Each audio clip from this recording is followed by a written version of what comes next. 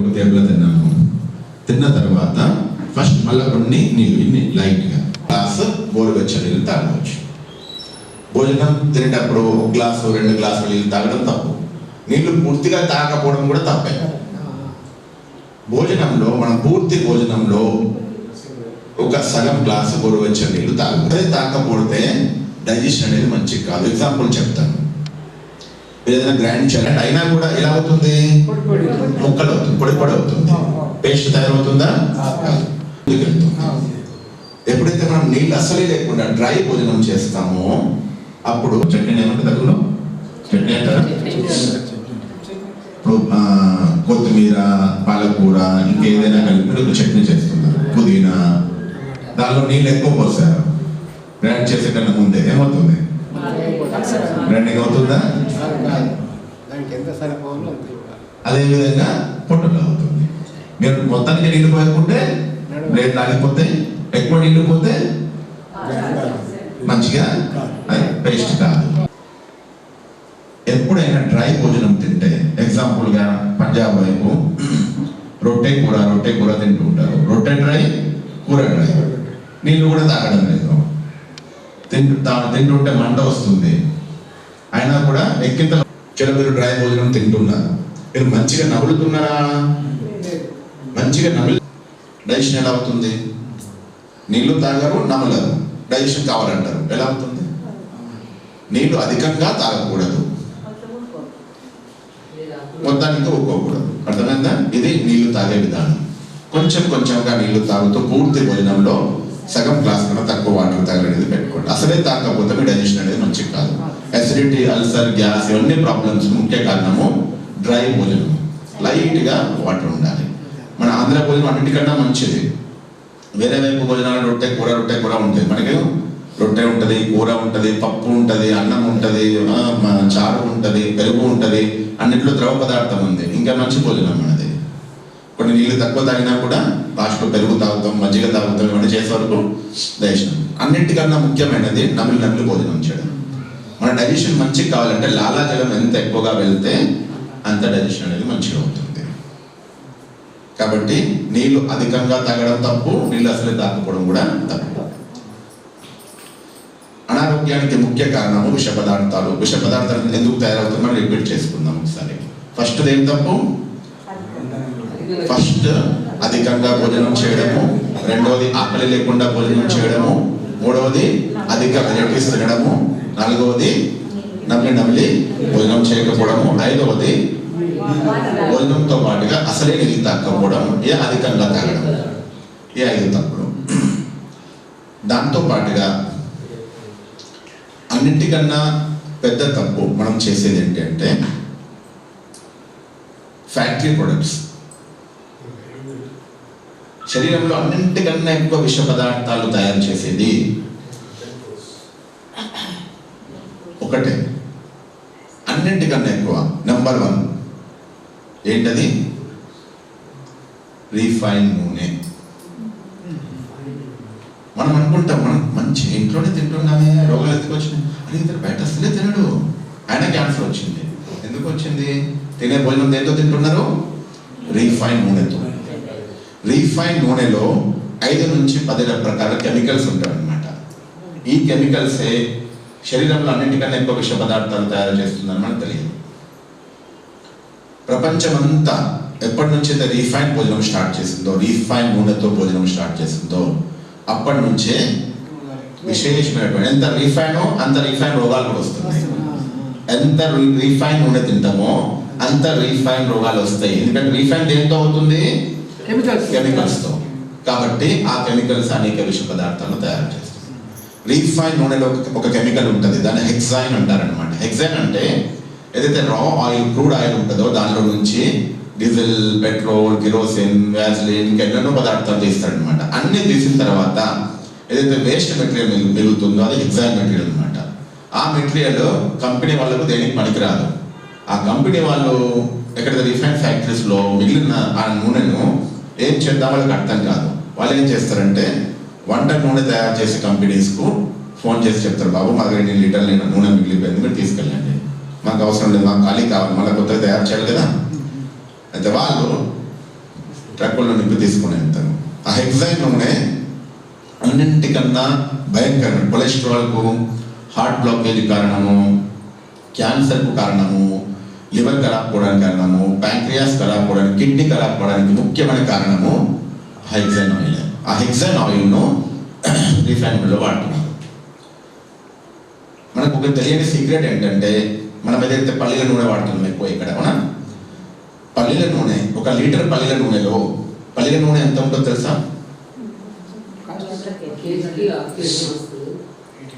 1 litre పల్లీల నూనె company నూనెలో నిజంగా పల్లీల నూనె ఎంత ఉంటుంది అంటే కేవలము 20% ఉంటుంది. 30% పామ్ ఆయిల్ ఉంటుంది, ఇంకా 50% కెమికల్స్ ఉంటాయి. మనం ఏదైతే పల్లీల నూనె, శుద్ధమైన పల్లీల నూనె తింటున్నాం కదా, పల్లీల నూనె కారే కాదు.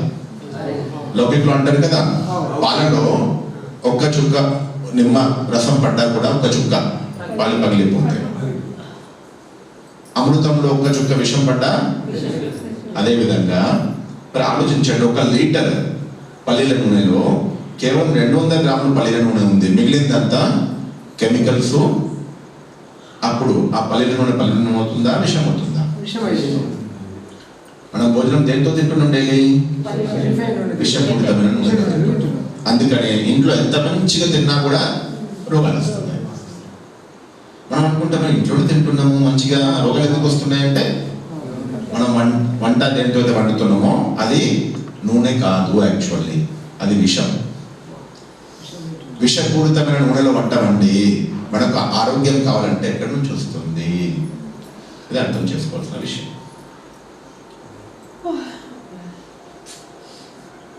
మరి దేంట్లో వంట వండాలి?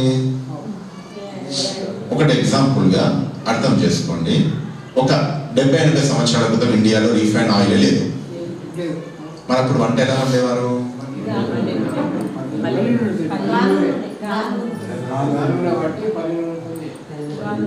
చాలా పెద్ద తప్పు. మనం ఎంత వెనక్కి వెళ్ళిపోయాము అంటే అర్థం చేసుకోవాలి. 60-70 సంవత్సరాల క్రితము వంట దేనిలో వండేవారు? మట్టి కుండలో వండేవారు, మట్టి పాత్రలో వండేవారు.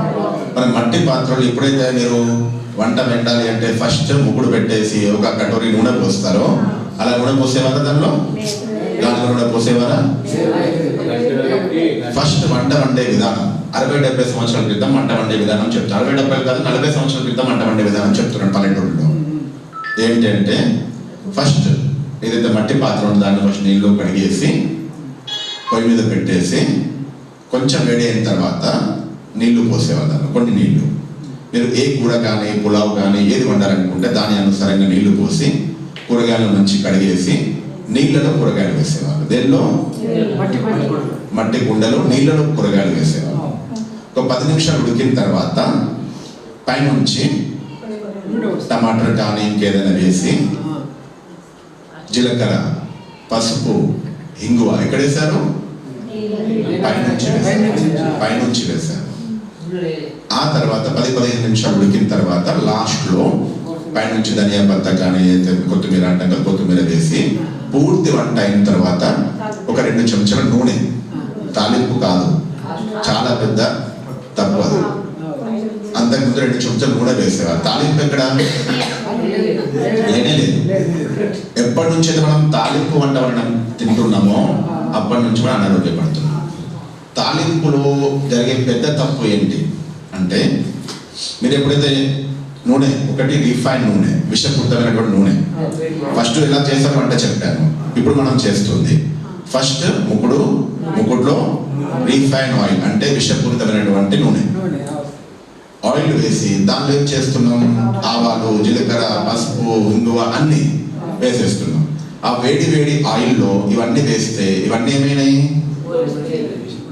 మషి అయిపోయాయి, చచ్చిపోయినాయి, డెడ్ అయిపోయినాయి. జీరా, హల్దీ, ఇంగువ ఇవన్నీ ఏంటి? ఔషధాలు. ఈ ఔషధాలు పైనుంచి వేస్తే అవి మీకు పనికొస్తాయి. మనం ఫస్ట్ వంట వండే విధానంలో చేసే తప్పు ఒకటి రీఫైన్ నూనె. ఆ రీఫైన్ నూనెలో ఇవన్నీ వనమూలికలు, ఇవన్నీ మెడిసిన్స్, ఇవన్నీ మెడిసిన్స్ వేసేసి మనం వీటిని సత్యనాశనం చేసేస్తున్నాం. ఆ తర్వాత కూర ఎంత కూర చేసుకొని తిన్నా రోగాల మీద రోగాలు వస్తాయి.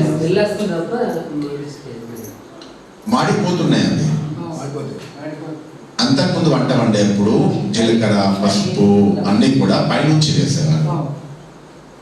ఒక 40-50 సంవత్సరాల నుంచి వంట వండే విధానంలో గొప్ప మార్పు వచ్చింది. అదే ఫస్ట్ తాలింపు వేయడం, అది రీఫైన్ నూనెలో తాలింపు వేయడమే అనేక రోగాలకు ముఖ్య కారణం. ఎప్పటి నుంచి మనం రీఫైన్ నూనె తింటున్నామో లివర్కు సంబంధించిన, కిడ్నీకి సంబంధించిన క్యాన్సర్, ఇంకా హార్ట్ బ్లాకేజెస్ ఇవన్నీ ఎక్కువ అవుతున్నాయి. ఎందుకంటే దానిలో 5 నుంచి 10 రకాలైనటువంటి కెమికల్స్ ఉన్నాయి. ఆ కెమికల్స్ క్లీన్ చేస్తూ కిడ్నీ ఖరాబ్ అయిపోతుంది. ఎందుకంటే ఆ రీఫైన్ నూనెలో ఏదైతే విష పదార్థాలు ఉన్నాయో వాటిని క్లీన్ చేసే పని ఓన్లీ కిడ్నీ దగ్గర ఏం లేదు. మనం 3 సార్లు వంట వంటాం. ఒకసారి మనం టిఫిన్ చేసాము అంటే ఒక 3-4 రకాల ఐటమ్స్ ఉంటాయి. 3-4 రకాలు అంటే 3-4 గిన్నెల నూనె, 3-4 కట్టలు నూనె వాడుతున్నాం. ఒక రోజంతటిలో మీరు ఇంట్లో ఒక పరివారంలో 5 ఉన్నారు అనుకోండి, రోజంతటిలో తెలుసో తెలియకో 300 నుంచి 500 గ్రాముల నూనె రోజంతట్లో వాడుతున్నాం. అవునా కదా? మరి శరీరానికి అవసరము ఒక రోజులో 5 ఉన్నారంటే 5 చెంచాల నూనె అవసరం శరీరానికి. ఒక చెంచా, చిన్న చెంచే నూనె మనకు అవసరం ఒక వ్యక్తికి. మనము కనీసము 50 స్పూన్లు వాడుతున్నాం. శరీరానికి ఎంత అవసరమో అంతకన్నా 10 రెట్లు ఎక్కువ ఇస్తున్నాం. అది కూడా ఏ నూనె ఇస్తున్నామో విషపూరితమైనటువంటి నూనె, రీఫైన్ నూనె. రోగాలు ఎందుకు రావు? మళ్ళా దానిలో చేసే తప్పేంటి? ఆ రీఫైన్ నూనెలో ఏవైతే మెడిసిన్స్ ఉన్నావో, జీలకర్ర, పసుపు, ఇంగువ, శరీరానికి సంబంధించిన ఫ్యాట్స్ నూనెతో లభించవు. రీఫైన్ నూనెతో కాదు లభించేది. శరీరానికి సంబంధించిన మంచి ఫ్యాట్స్ లభించేది కొబ్బరి నూనె, పల్లీల నూనె. అంటే నేచురల్గా వాడేది. అంటే దేని ద్వారా నూనె వస్తుంది? పల్లీల నుంచి. కాబట్టి పల్లీల పొడి వేయండి, నువ్వుల పొడి వేయండి, కొబ్బరి పొడి వేయండి.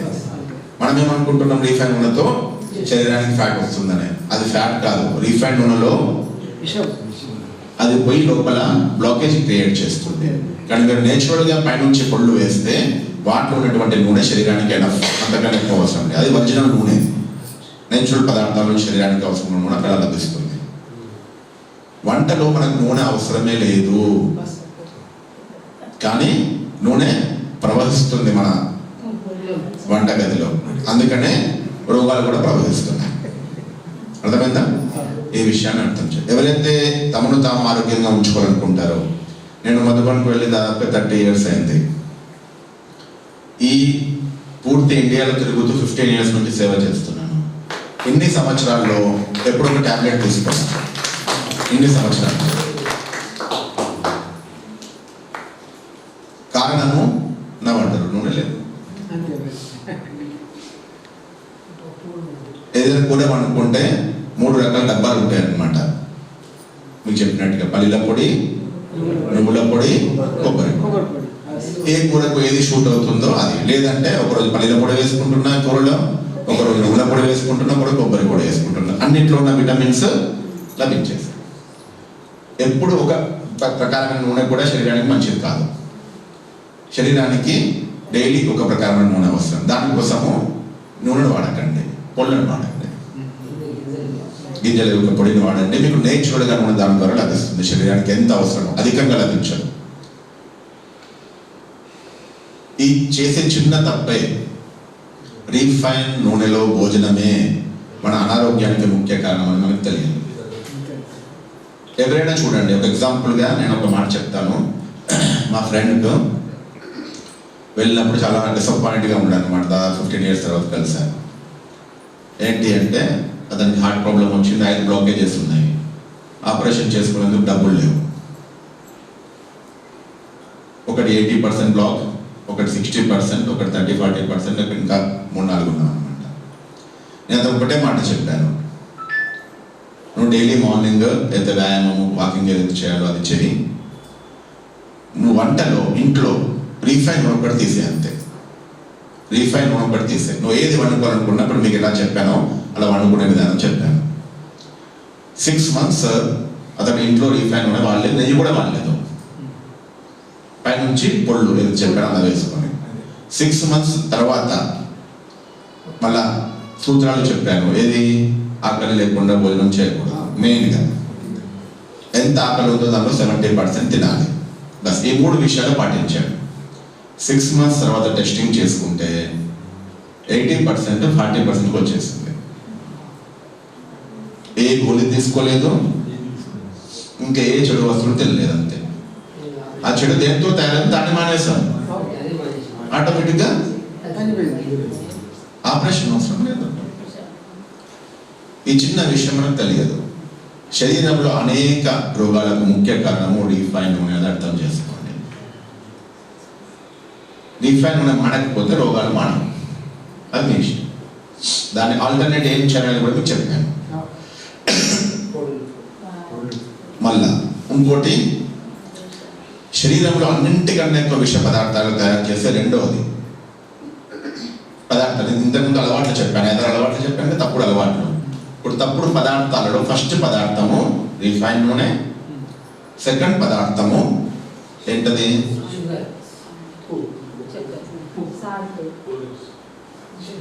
సెకండ్ పదార్థము అధికంగా ఉప్పు. అధికంగా ఉప్పు. ఉప్పులో కూడా ఏదో రీఫైన్ ఉప్పు అంటాం కదా, రీఫైన్ నూనె, అదేవిధంగా రీఫైన్ ఉప్పు. అయోడైజ్డ్ ఉప్పు అనేది అన్నిటికన్నా పెద్ద రోగాలకు ముఖ్య కారణం తెలియదు. అడ్వర్టైజ్మెంట్ చేసి ఇంకా తినిపిస్తున్నారు మనకు. శరీరానికి ఉప్పు మంచిది అంటే అది సముద్రపు ఉప్పు, దొడ్డు ఉప్పు అంటే కదా మనం అంతకుముందు వాడి గానుగ సంచుల్లో వచ్చేది. ఆ ఉప్పులో సోడియం మరియు క్లోరైడ్ యొక్క బ్యాలెన్స్ ఉంది.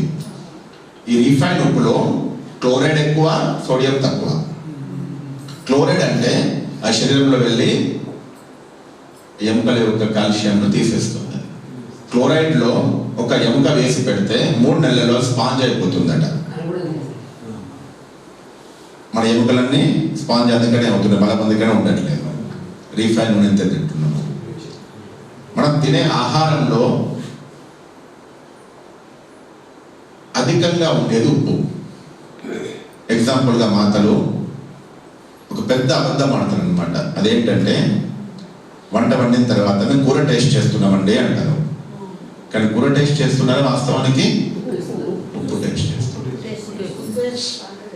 మన వంట ఎలా ఉండాలి అంటే మనం కూర వండితే కూర టేస్ట్ రావాలి. కానీ మనకి ఏం టేస్ట్ వస్తుంది?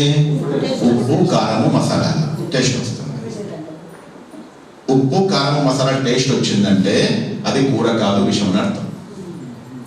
మనం డైలీ ఏం కూర తింటున్నాం? విషంతో కూడిన కూర తింటాం. అంటే అధికంగా నూనె, అధికంగా ఉప్పు, అధికంగా కారము, అధికంగా మసాలాలతో కూడిన ఏ కూరైనా అది కూర కాదు, విషం అని అర్థం. మన జీవితాంతం తిన్నది ఏంటి? విషపూరిత కూర. మనకు ఆరోగ్యం కావాలి. ఎక్కడికి వెళ్ళి వస్తుంది ఆరోగ్యం? ఇది అర్థం చేసుకోవాల్సిన విషయం. మనం జీవితాంతం చేసిన తప్పు ఒకటి రిఫైన్ నూనెలో వాడినాం, మళ్ళీ అధికంగా ఉప్పు, అధికంగా మసాలాలు, అధికంగా కారం వేసి దాన్ని ఇంకా సత్యనాశనం చేసినాం. ఇంక మనకు ఆరోగ్యం కావాలి. ఎక్కడికి వెళ్ళి వస్తుంది? ఇది అర్థం చేసుకోవాల్సిన విషయం. మనం బీరకాయ కూర చేస్తాను, బెండకాయ కూర చేస్తాను. తినేటప్పుడు బీరకాయ, బెండకాయ టేస్ట్ రావాలి. కానీ మనకు వచ్చేది ఉప్పు, కారం టేస్ట్. అర్థమైందా? నూనె పైన తేలాలి. ఎవరైతే తేలినట్లుగా నూనె తింటారో వాళ్ళు తొందరగా తేలిపోతారు అర్థం. हिंदी में कहावत है जो तरी वाला खाना खाते हैं वो जल्दी तर जाते हैं. అంటే ఆయన తేలే నూనె ఎవరైతే తింటారో తొందరగా తేలిపోతారని అర్థం. అందుకనే తొందరగా తేలిపోతున్నాం. కిడ్నీ ఫిల్టర్ చేసి చచ్చిపోయి రోగాలు వచ్చేస్తున్నాయి. రెండవది ఉప్పు. అధికంగా ఉప్పు తినకూడదు. తింటే సముద్రపు ఉప్పు తక్కువ ఉప్పు తినాలి. శరీరానికి పూర్తి దినంలో ఎంత ఉప్పు అవసరం అంటే హాఫ్ స్పూన్. ఒక రోజు మాత్రం వంట వండారంటే ఒక చట్నీ లోపల 2 చెంచాలు నూనె వేసేస్తారు, ఉప్పు వేసేస్తారు. శరీరానికి అవసరం ఎంత, మనం తింటుంది ఎంత, అది మళ్ళీ డూప్లికేట్. రెండవ పదార్థం. మూడవది రీఫైన్ షుగర్. దేన్ని మార్చుకోవాలి. మీరు నూనె ప్లేస్లో వాటర్లో భోజనం చేయడము అలవాటు చేసుకోండి. పైనుంచి పళ్ళు వేసుకోండి. ఒకటోది మార్చుకోవాలి. రెండవది ఉప్పు ప్లేస్లో దొడ్డు ఉప్పు తక్కువలో తక్కువ వాడుకునే ప్రయత్నం చేయండి. మూడవది రీఫైన్ షుగర్. మూడవది రీఫైన్ ఎంత అవుతుందో అంతకన్నా రోగాలు ఎక్కువ వస్తుంది.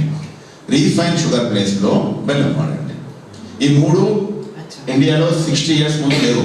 నా రీఫైన్ ఉప్పు లేదు, నా రీఫైన్ షుగర్ లేదు, నా రీఫైన్ నూనె లేదు. ఎంత రీఫైన్గా తింటున్నామో అంత రీఫైన్ రోగాలు, తెలియనటువంటి రోగాలు వస్తున్నాయి అన్నమాట మనకు. కాబట్టి ఆ ప్లేస్లో బెల్లాన్ని వాడుకునే ప్రయత్నం చేయండి. మూడవది. నాలుగవది మైదా శరీరంలో అసిడిటీ, అల్సర్, గ్యాస్, కబ్జియత్ అంటే మలబద్ధకం, వీటికి ముఖ్య ఆధారము ఫైబర్ లేనటువంటి పిండి. మనం రొట్టె తిన్నా కూడా పూర్తిగా దాన్ని మంచిగా పట్ల జాలితో చేసేసి అలా ఏం ఉండకూడదు అనమాట. పొరపాటున కూడా మెత్తగా కావాలా. మెత్తగా తింటే లోపల పోయి ముద్ద ఉండిపోతుంది, బయటికి రాదు. ఫైబర్ లేనటువంటి పిండి మనం తినకూడదు. ఆ ప్లేస్లో ఫైబర్ ఉన్నటువంటి పొట్టుతో ఉన్నటువంటి పిండి తినండి. కొంచెం రొట్టె లావు వచ్చినా పర్వాలేదు. ఇంకో సీక్రెట్ ఏంటంటే, ఒక 150 సంవత్సరాల క్రితం ఇండియాలో గోధుమలు లేవు, వరి లేదు. గోధుమలు, వరి లేనే లేవు ఇండియాలో 150 సంవత్సరాల క్రితం. రెండూ లేవు. గోధుమలు వచ్చినవి ఇంగ్లాండ్, అమెరికా నుంచి. అన్నం వచ్చింది, రైస్ వచ్చింది చైనా నుంచి. మన ఒరిజినల్ భోజనం ఏంటి? ఇప్పుడు సిరిధాన్యాలు అంటున్నాం కదా, ఆ సిరిధాన్యాలు మనం మర్చిపోయాం. ఎప్పటి నుంచి అయితే అన్నము గోధుమలు తింటున్నామో సిరిధాన్యాలు మర్చిపోయాం. ఎప్పటి నుంచి అన్నము గోధుమలు తింటున్నామో అన్ని రోగాలు వచ్చేసినాయి. అన్నము అన్ని రోగాలకు కారణం. ఇప్పుడు మీకు ఏదైతే సిరిధాన్యాల గురించి ఇంత అడ్వర్టైజ్మెంట్ అవుతుందో, కేవలం సిరిధాన్యాలు తింటే డయాబెటీస్ కంట్రోల్లో ఉంది. అవునా కాదు? కేవలం మీరు అన్నము రొట్టె మానేసి సిరిధాన్యాలు తినంటే ఆటోమేటిక్గా డయాబెటీస్ కంట్రోల్లో వచ్చేస్తుంది. అవునా కదా? మనం మర్చిపోయాం. సిరిధాన్యాలు అంటే అవి అమృత ధాన్యాలు, మన ఆరోగ్యాన్ని ఇచ్చేటువంటి ధాన్యాలను మనం మర్చిపోయాం. కాబట్టి రీఫైన్ మర్చిపోవాలి. ఐదవది, బాబా 5 వికారాలు అని చెప్తారు కదా. 5 వికారాల్లో మొట్టమొదటి వికారము రీఫైన్ నూనె, refine sugar, refine Namak, refine మైదా. ఇంకా 5వది ఏదైతే ఉందో అది విఐపి విషం. ఏంటది? చాయ్. మానవుడి జీవితం ఎక్కడి నుంచి ప్రారంభమవుతుంది? ఛాయ్తో. ఉదయం ఛాయ్ తాగడము విషం తాగడంతో సమానము. మన రోజు ఏం తాగుతున్నాం? పొద్దున దినమంతా నూనె, రీఫైన్ నూనె రూపి విషం తింటున్నాం. పొద్దున మన జీవితం స్టార్ట్ అవుతుంది విషం రూపి ఛాయ్. మనకు ఎంత తెలివి ఉంది? మన లౌకిక్లో అంటారు కదా, మన మనుషులు చాలా తెలివైన వాళ్ళు, జంతువులకు తెలివి లేదు అని. మనుషులకు ఎంత తెలివి ఉందో జంతువులకు ఎంత తెలివి ఉందో ఉదాహరణ ఇస్తాను మీకు. నేను అస్సాంకి వెళ్ళాను. అస్సాంలో అక్కడ అన్నయ్య ఒకటి తోటకు తీసుకెళ్ళారు అన్నమాట. తేయాకు తోటలు అన్నీ అక్కడే ఉంటాయి. తేయాకు తోటలు ఎంత దగ్గరగా ఉంటాయంటే, ఎందుకంటే తేయాకు తోటల వయస్సు 50 సంవత్సరాల నుంచి 150 సంవత్సరాలు. బ్రిటిషర్స్ కాలంలో పెట్టిన తేయాకు తోటలు ఇంకా నడుస్తున్నాయి. అంత దగ్గరగా ఉంటాయి అన్నమాట అవి. ఎప్పుడైతే నేను అన్నయ్య అడిగాను అనమాట, తేయాకు తోటల్లో పిల్లలు, చిన్న పిల్లలు ఆకులు తీస్తున్నారు. నేను అడిగాను, అనే చిన్న పిల్లలు తీస్తున్నారు, ఈ తోటల్లో ఏదైనా పాములు కానీ ఏమైనా అలా కొట్టడము కాదు కదా అంటే, అన్నయ్య చెప్పిన ఒక విషయము ఆలోచించాల్సింది. తేయాకు తోటలో ఎప్పుడు ఏ పురుగులు, ఏ పాములు, ఏ పక్షులు, ఏ జంతువులు కనిపించవు. ఎందుకంటే వాటికి కూడా తెలుసు ఆకులో విషయం ఉందని. మన మనుషులము ఆ తేయాకు తీసుకొని, ఆ విష ఆకులను తీసుకొని ఎండబెట్టి వాటిని కాల్చేసి కెమికల్స్ వేసి ఎన్నో చేసి ఇంటికి తీసుకొచ్చి విఐపి విషాన్ని తాగుతున్నాం. ఇప్పుడు చెప్పండి, మనుషులు తెలివైన వాళ్ళ జంతువులా? ఇంకో విషయం అనేది చెప్పారు, ఒకవేళ ఆవు ఒక అటువైపు నుంచి వస్తుంది అనుకో, తేయాకు తోట వాసన వస్తే అది వాపస్ వెళ్ళిపోయేదట. మన మనుషులము పొద్దున పొద్దున తేయాకు వాసన కావాలి, తేయాకు తాగాలి. తేయాకు చేసేటప్పుడు దానిలో 4 రకాల కలర్స్, కెమికల్స్ కలర్స్ వాడతారు. అవి మీ పొట్టని సత్యనాశనం చేసేస్తున్నాయి. మార్నింగ్ ఛాయ్ తాగడము అంటే పొట్టలో విషం వేయడం అని అర్థం. మార్నింగ్ పొట్టలో విషం వేస్తున్నారు, మీకు అమృత సమానమైన ఆరోగ్యం కావాలా? ఎక్కడి నుంచి వస్తుంది? దినమంతా వేస్తుంది రీఫైన్ నూనె రూపీ విషం, పొద్దున వేస్తుంది ఛాయ్ రూపీ విషం. కానీ మీకు ఆరోగ్యం మహాభాగ్యం కావాలి, ఎక్కడికి వస్తుంది? ఛాయ్నే మార్నింగ్ మీరు విషం రూపీ ఛాయ్ తాగితే ఆ పొట్టలోకి వెళ్ళి ఆ విషమే అన్ని అంగాలకు చేరుతుంది. పొద్దున రాత్రి నుంచి ఆకలిగా ఉన్నాయి అవి, అవునా? మీరు ఎప్పుడు 10 గంటలకు 8 గంటలకు తిన్నారు, పొద్దున 6 గంటలకు నోట్లో ఏదైనా వేస్తున్నారు, అదేంటి? విషం వేస్తున్నారు, ఛాయ్ రూపీ విషం. ఆ విషమే అన్ని అంగాలకు చేరుకుంటుంది, ఇంకా అన్ని అంగాలు ఎక్కడికి ఆరోగ్యంగా ఉంటాయి. ఎసిడిటీ, అల్సర్, గ్యాస్, కాన్స్టిపేషన్, వీటన్నింటికి కారణము ఏంటి? మార్నింగ్ ఛాయ్. కాబట్టి ఈ విషయాన్ని అర్థం చేసుకోండి. మార్నింగ్ ఎవరైతే ఛాయ్ తాగుతారో వారికి రోగాలు రాకుండా ఉండవు. అర్థమైందా? మనం ఎప్పుడైనా చర్చించుకున్నది ఏంటి? అనేక రోగాలకు కారణము విష పదార్థాలు. మీ శక్తిని ఇవ్వాలా, మీ శక్తిని లాగేసుకుంటుంది. కిడ్నీ శక్తిని లాగేసుకుంటుంది, లివర్ శక్తిని లాగేసుకుంటుంది, పొట్ట శక్తిని లాగేసుకుంటుంది. తినాల్సిన పదార్థాలు 5 పదార్థాలు ఏంటి అంటే, అవి ఇమ్యూనిటీ పవర్ మంచిగా ఉండాలి అంటే 5 పదార్థాలు. మనం తినే తిండిలో అన్నం రొట్టె తింటున్నాం కదా, అన్నం రొట్టె పప్పు కూర, వీళ్ళు ఏం లభిస్తున్నాయి? శరీరానికి కావాల్సింది 5, మనం ఇస్తుంది ఏంటి? 2 కార్బోహైడ్రేట్స్, ప్రోటీన్స్. మనం ఆరోగ్యంగా ఉండాలి అంటే మనకు 5 కావాలి. మళ్ళీ ఒకసారి నోడుకోనండి, గుర్తుంటుంది. విటమిన్లు, మినరల్స్, ప్రోటీన్స్, కార్బోహైడ్రేట్స్, ఫైబర్. మనం తింటున్న భోజనంలో కేవలం ప్రోటీన్స్, కార్బోహైడ్రేట్సే ఉంటున్నాయి. మరి ఏదైతే విటమిన్లు, మినరల్స్, ఫైబర్ ఇవన్నీ ఎక్కడ దొరుకుతాయి? అన్నింటికన్నా ఎక్కువ విటమిన్లు లభించేది డ్రై ఫ్రూట్స్లో, అన్నింటికన్నా ఎక్కువ మినరల్స్ లభించేది ఫ్రూట్స్లో, అన్నింటికన్నా ఎక్కువ ఫైబర్ లభించేది పచ్చి కూరగాయల్లో. ఈ 3 పొరపాటును మనం ముట్టాం. డ్రై ఫ్రూట్స్ తినకూడదు, పండ్లు తినకూడదు, పచ్చి కూరగాయలు తినకూడదు. ఆరోగ్యం కావాలి, ఎక్కడి నుంచి వస్తుంది? కడుపు నిండా ప్రోటీన్స్, కార్బోహైడ్రేట్స్, అవే డయాబెటీస్ ముఖ్య కారణం. సిరిధాన్యాల్లో ఫైబర్ 50%, 30 నుంచి 50% సిరిధాన్యాల్లో ఫైబర్ ఉంటుంది. అన్నంలో ఫైబర్ 1 to 2% ఉంటుంది, అందుకే డయాబెటీస్ వస్తుంది. గోధుమలు ఏవైతే గోధుమ పిండి వేస్తున్నారో దానిలో 3 to 4% ఉంటుంది. సిరిధాన్యాల్లో 30% వరకు ఉంటుంది. ఎక్కువ 15%, మంచి రిఫైన్ చేసిన 15% ఉంటుంది. అన్నిటికన్నా పెద్ద సమస్య వర్తమాన సమయంలో ఏంటది? మలబద్ధకం. పొద్దున అందరికన్నా పెద్ద టెన్షన్ ఏంటి? అందరికీ పొట్ట ఖాళీ చేసుకోవాలి, మోషన్స్ ప్రాబ్లం. ఒక రిసర్చ్ అయింది, 80% ఇండియాలో అందరికీ ప్రాబ్లం ఉందట. 80%. కొందరికి కష్టపడాల్సి వస్తుంది, కొందరికి టాబ్లెట్స్ వేసుకోవాల్సి వస్తుంది, కొందరు ఎనిమా తీసుకోవాల్సి వస్తుంది, కొందరికి తాగాల్సి వస్తుంది, కొందరికి ఏదో తినాల్సి వస్తుంది. అప్పుడు ప్రెషర్తో బయటకు వస్తుంది.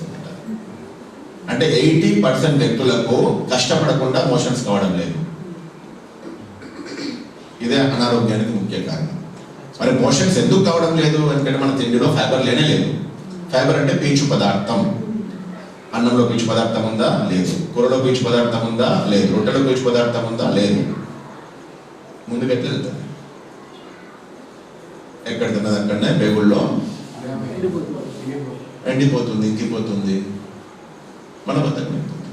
మూమెంట్సే కావట్లేదు, ఎందుకంటే ఫైబర్ లేదు. జిగురు పదార్థమే లేదు, మోషన్స్ డ్రైగా ఉండిపోయినాయి, ముందుకెలా వెళ్తాయి.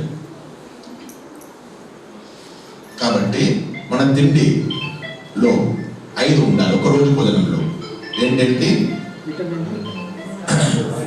Vitamins, minerals, fibre, protein, carbohydrates. ఇవి దేని నుంచి లభిస్తవి? డ్రై ఫ్రూట్స్, పచ్చి కూరగాయలు, అన్నం, రొట్టె, పప్పు కూర. మనం తింటుంది అన్నం, రొట్టె, పప్పు కూర, ఈ 3 తినట్లేదు. కాబట్టి ఆరోగ్యంగా ఉండాలి అంటే వీటిని అలవాటు చేసుకోండి. మన డైట్ ఏ విధంగా ఉండాలి, ఏం తప్పులు చేసినాం, ఏమి తినకూడదు చెప్పాను, ఏమి తినాలి, 5 తినాలి. 5 తప్పుడు అలవాట్లు, 5 తప్పుడు పదార్థాలు, 5 తినే పదార్థాలు. 5 తినే పదార్థాల్లో డ్రై ఫ్రూట్స్, పచ్చి కూరగాయలు, అన్నము, లేదంటే ఆరోగ్యం మంచిగా లేని వాళ్ళు, డయాబెటీస్ ఉన్న వాళ్ళు సిరిధాన్యాలు తినండి. వీటిని ఎలా తినాలి? ఒకరోజు డైట్లో మార్నింగ్ మనం స్నానం చేసిన తర్వాత నోట్లో ఫస్ట్ వెళ్ళాల్సింది చాయ్ కాదు. నోట్లో వెళ్ళాల్సింది నానబెట్టినటువంటి డ్రై ఫ్రూట్స్.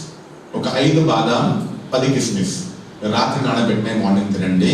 దీనిలో శరీరానికి మీకు సంబంధించిన అన్ని విటమిన్లు. మీకు ఎప్పుడు రోగాలు వచ్చినా డాక్టర్ అంటే మీకు విటమిన్లు లేవండి అని, ఏదైతే అన్నము పప్పు కూడా తింటే వాళ్ళకి విటమిన్లు వస్తాయా? 4-5 బాదాం, ఒక 10 కిస్మిస్ తిన్నారంటే మీకు శరీరానికి ఎంత విటమిన్లు రోజంతట్లో కావాలో అంత ఎనర్జీ వచ్చేస్తుంది. అక్కడనే నానబెట్టుకుని తినాలి. మార్నింగ్ ఫస్ట్ నోట్లో ఏం పోవాలి? డ్రై ఫ్రూట్స్ వెళ్ళాలి. ఓకేనా? రెండవది మార్నింగ్ బ్రేక్ఫాస్ట్ ఏదైతే మనం చేస్తాం, ఫ్రూట్స్, సీజనల్ ఫ్రూట్స్ ఏం వెళ్ళాలి? సీజనల్. ఏ సీజన్లో ఏ ఫ్రూట్ వచ్చిందో. డ్రై ఫ్రూట్ అనేది ఎవరి గ్రీన్, మీరు ప్రతిరోజు మార్నింగ్ తినాల్సింది. ఫస్ట్ నోట్లో ముద్ద నాష్టాలో వెళ్ళాల్సింది సీజన్ యొక్క ఫ్రూట్. ఏ ఫ్రూట్ వస్తే ఆ ఫ్రూట్, యాపిల్ నడుస్తుంది, జామకాయ నడుస్తుంది, ఏ ఫ్రూట్ నడిస్తే ఆ ఫ్రూట్. మీరు ఏమి లేకపోతే బొప్పాయి, అరటిపండు ఎవరి గ్రీన్. ఏం దొరకకపోతే ఒక బొప్పాయి కొంచెం కానీ అరటిపండు ఒకటి తినేసి బ్రేక్ఫాస్ట్ స్టార్ట్ చేయండి. ఫస్ట్ కావాల్సింది ఏంటి? నేచురల్, ప్రకృతి సిద్ధమైనటువంటి భోజనం. మనము పొద్దున తాగుతుంది ఛాయ్, రూపీ, విషం, ఆరోగ్యం ఎలా మంచుకుంటుంది. బ్రేక్ఫాస్ట్ ఈ విధంగా చేయండి. లేదు అంటే మీరు ఫ్రూట్స్, కొందరికి ఫ్రూట్స్ భోజనం కలిసి తినాలని ఉండదు. నా డైట్ ఎలా అంటే మార్నింగ్ డ్రై ఫ్రూట్స్, బ్రేక్ఫాస్ట్ సమయంలో అక్కడ ఏది బ్రేక్ఫాస్ట్ పెడితే అది ఏ దేనిలోనైతే నూనె లేదో అటువంటి బ్రేక్ఫాస్ట్ చేయమని చెప్పేస్తాను. మధ్యాహ్నం సమయంలో ఫ్రూట్స్, సీజనల్ ఫ్రూట్స్. సాయంత్రం 6 o'clock 7 o'clock సమయంలో భోజనం. ఏ భోజనం అయితే నూనె లేదు, ఉప్పు కారం తక్కువ ఉన్నటువంటిది, నూనె లేనటువంటి భోజనం. బస్ ఇంతే తింటున్నా. ఎప్పుడేం రోగాలు రాలేదు. ఎందుకు?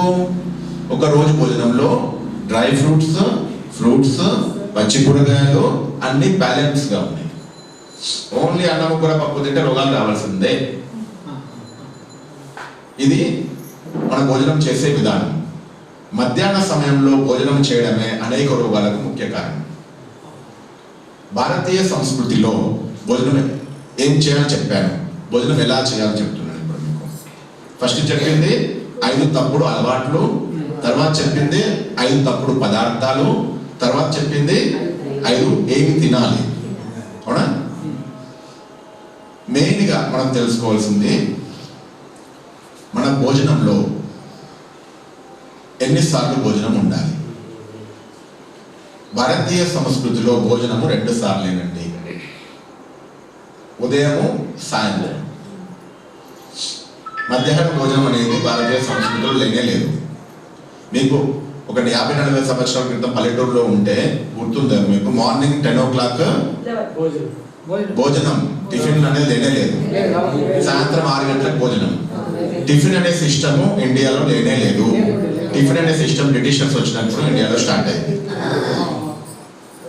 ఎవరైతే భారతీయ సంస్కృతి అనుసారంగా ఇప్పటికి కూడా పాటిస్తున్న వాళ్ళు ఆరోగ్యంగా ఉన్నారు. ఎవరైతే 100 సంవత్సరాలు జీవిస్తున్నా చూడండి, వాళ్ళు అడగండి, వాళ్ళు 2 సార్లు కానీ ఎక్కువ తినట్లేదు.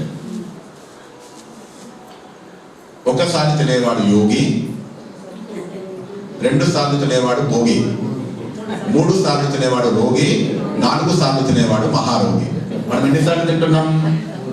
4 సార్లు తింటున్నాం. అందుకని రోగాలు వస్తున్నాయి. సాయంత్రం కూడా ఏదైనా కావాలా మనకు? పొద్దున కావాలా, మధ్యాహ్నం కావాలా, సాయంత్రం కావాలా, రాత్రి కావాలా, పండుకుంటప్పుడు కూడా కావాలా? ఇవి రోగాలకు ముఖ్య కారణం. ఆరోగ్యంగా ఉండాలి అంటే ఆయుర్వేదం అనుసారంగా భోజనం చేసే ఉత్తమమైన సమయము మార్నింగ్ సూర్యోదయంతో పాటుగా 3 గంటలు, సూర్యాస్తమయంతో పాటుగా 3 గంటలు.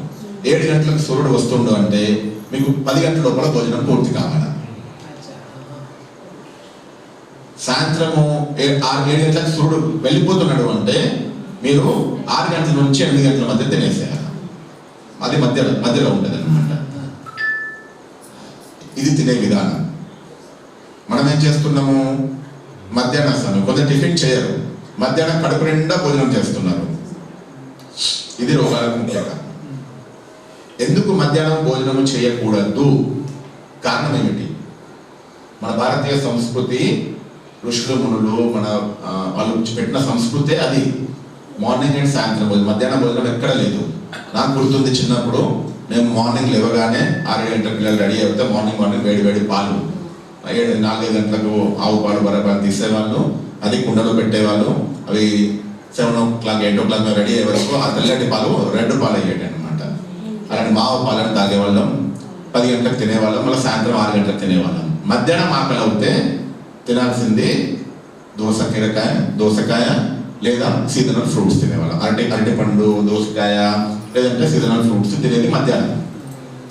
ఒకప్పుడు మనం కరెక్ట్గా తినేవాళ్ళం.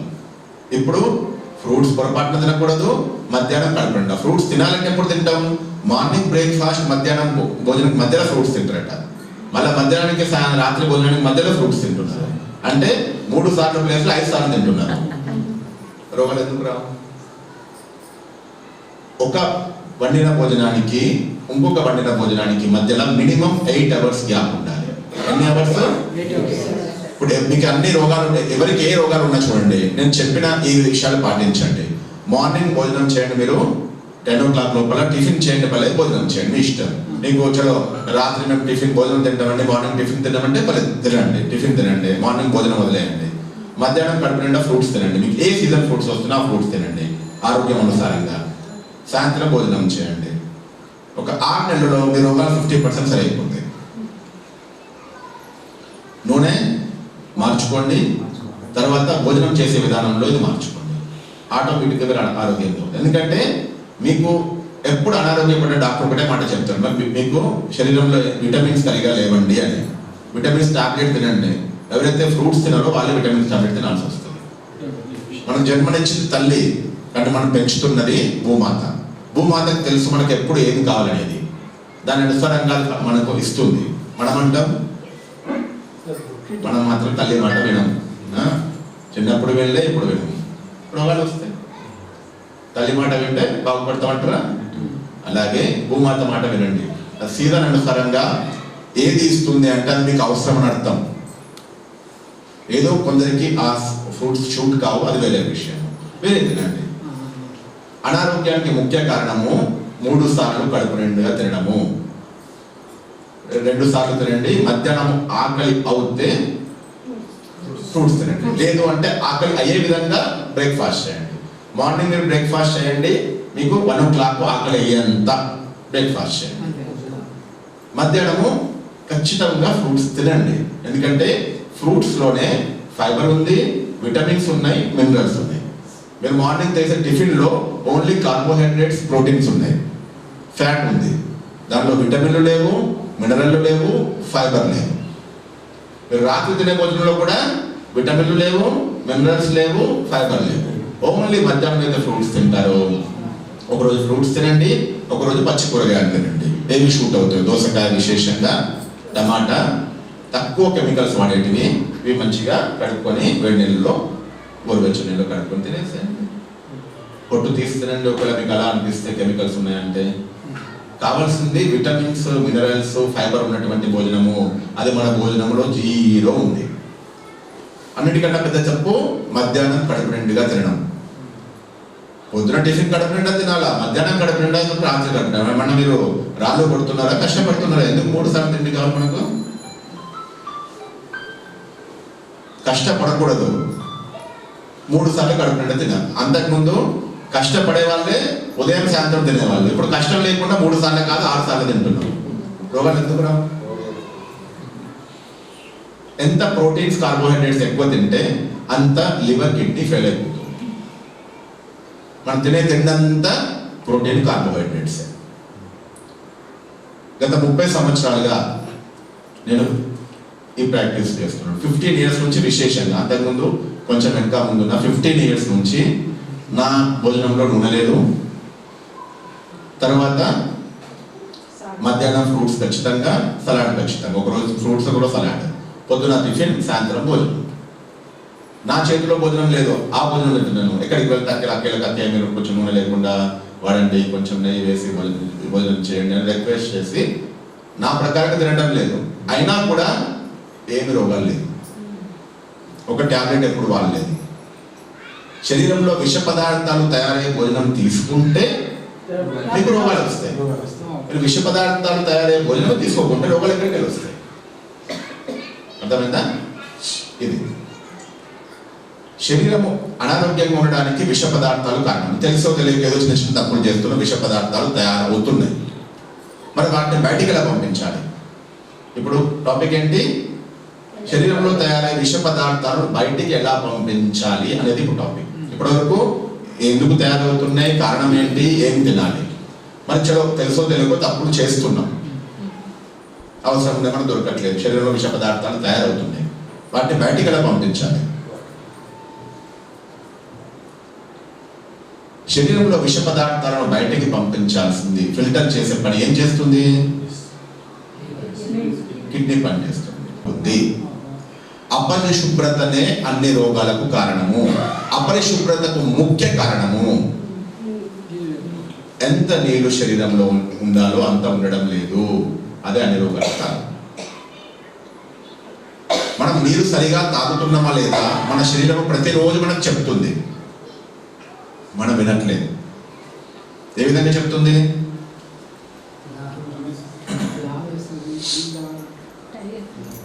ఆ మాట వింటాం, తాగేస్తే తాగుతున్నాం కదా. మీ యూరిన్ చెప్తుంది మీరు నీళ్లు తదిగా తాగడం లేదు అని. చిన్నప్పటి నుంచి మనం చేసిన ఒక పెద్ద తప్పు ఏంటంటే, ఎప్పుడు మనం యూరిన్కి వెళ్ళినా యూరిన్లో స్మెల్ చూసాం, కానీ మనం ఏమనుకున్నాం? ఈ స్మెల్ కామన్ అనుకున్నాం. అదొక్కటే దెబ్బతీస్తుంది మనకు. నేను పూర్తి ఇండియాలో తిరుగుతూ ఎన్ని సేవలు చేస్తూ ఒకే విషయం పైన అటెన్షన్ ఇస్తాను. అదేంటి అంటే, నా యూరిన్లో ఎప్పుడూ స్మెల్ ఉండకూడదు, ఆ ప్రకారంగానే నీళ్లు తాగాలి. అంతే, ఒకటే మాట. నీళ్ళు ఎంత తాగాలి? మన యూరిన్లో స్మెల్ ఉండనంత నీళ్లు తాగితే మీ రోగాలు ఆటోమేటిక్గా సమాప్తం. యూరిన్లో స్మెల్ ఉంది అంటే మీ శరీరంలో విష పదార్థాలు ఎక్కువగా ఉన్నాయని మీ శరీరం చెప్తుంది, అయినా మీరు వినట్లేదు. మోకాళ్ళ నొప్పులు, కీళ్ళ నొప్పులు, అనారోగ్యము, ఇంకా ఎన్నో ప్రాబ్లమ్స్ ఉన్నాయి. రక్తం మంచిగా తయారు కావట్లేదు, డైజెషన్ మంచిగా కావట్లేదు. అన్నిటికీ ముఖ్య కారణము శరీరంలోని విష పదార్థాలు.